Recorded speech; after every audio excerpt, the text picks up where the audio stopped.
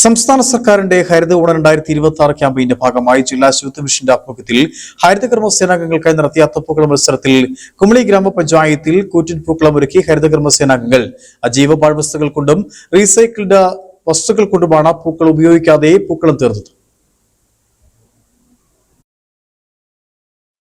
മാവേലി വൃത്തിയുടെ ചക്രവർത്തി, ഈ ഓണം ഹരിതയോണം എന്നീ സന്ദേശങ്ങൾ പ്രചരിപ്പിക്കുന്ന രീതിയിൽ പൂക്കളമൊരുക്കാൻ ജില്ലാ ശുചിത്വ മിഷൻ നിർദ്ദേശമനുസരിച്ചാണ് കുമളി പഞ്ചായത്തിലെ ഹരിതകർമ്മ സേനാംഗങ്ങൾ അജൈവ പാഴ്വസ്തുക്കൾ കൊണ്ടും റീസൈക്കിൾഡ് വസ്തുക്കൾ കൊണ്ടും പൂക്കൾ ഉപയോഗിക്കാതെ കൂറ്റൻ പൂക്കളമൊരുക്കിയത്. പഞ്ചായത്തിലെ 26 ഹരിതകർമ്മ സേനാംഗങ്ങളും തങ്ങളുടെ കലാവസനയും പ്രാവീണ്യവും പൂക്കളമൊരുക്കുന്നതിൽ തെളിയിക്കുന്ന തരത്തിലായിരുന്നു വിവിധ വർണ്ണങ്ങളുള്ള പൂക്കളം തീർത്തത്. പൊതുജനങ്ങൾക്കും കാണുന്ന രീതിയിൽ പൂക്കളം ഒരുക്കണമെന്ന നിർദ്ദേശത്തെ തുടർന്ന് പഞ്ചായത്ത് ഓഫീസിന് മുമ്പിൽ ഒരുക്കിയ പൂക്കളം കാണാൻ നിരവധി പേരാണ് എത്തിയിരുന്നത്.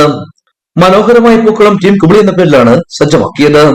വലിച്ചെറിയരുത് എന്നുള്ള മുദ്രാവാക്യം ഉയർത്തിക്കൊണ്ട് മാലിന്യ സംസ്കരണത്തിൽ മുന്നിട്ട് നിൽക്കുന്ന കുമളി ഗ്രാമപഞ്ചായത്തിന്റെ ഹരിതകർമ്മ സേനാംഗങ്ങൾ ഇവിടെ ഈ അത്തപ്പൂക്കള മത്സരത്തിന് പകരമായി മാലിന്യങ്ങൾ കൊണ്ട് ഒരു പൂക്കളം എന്നതിന് പകരം ഒരു ഓണത്തിന്റെ മാതൃകയായി മാലിന്യ സംസ്കരണത്തിന്റെ സന്ദേശം മറ്റാളുകളിലേക്ക് എത്തിക്കുന്നതിന് വേണ്ടി മാലിന്യങ്ങൾ കൊണ്ട് ഒരു പൂക്കളം ഒരുക്കിയിരിക്കുകയാണ്. പൂവില്ലാത്ത പൂക്കളം എന്നതാണ് ഇതിന്റെ പ്രത്യേകത.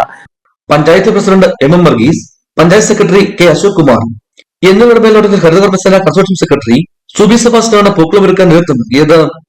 ഇടുക്കി വിഷൻ, കുമളി.